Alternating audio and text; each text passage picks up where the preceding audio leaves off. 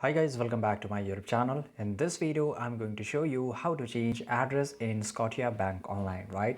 So it's very easy. You have to just go into any of the browser and just go over search bar, right? For now, I will just go here and I will type here Scotiabank, right? And after that, you will get this website, that is the official one.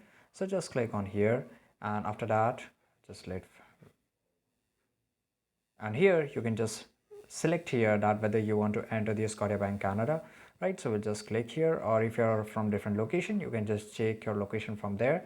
After that, you will get this option of sign in, right, which is on the top middle. So just click here. Once you get this option, you have to log in into your Scotiabank, right? Once you log in, here on the top right, you will see the profile icon, right? By the way, I'm not showing you because I have some privacy issue and the Scotiabank doesn't allow me to record it, right? So let me show you. On the top right side, you will see the profile icon. So just click on the profile icon, and after that you will see the option of personal information or business information depending upon your account. And once you see this option, you will once click on the personal information, then you will get this option of change address, right?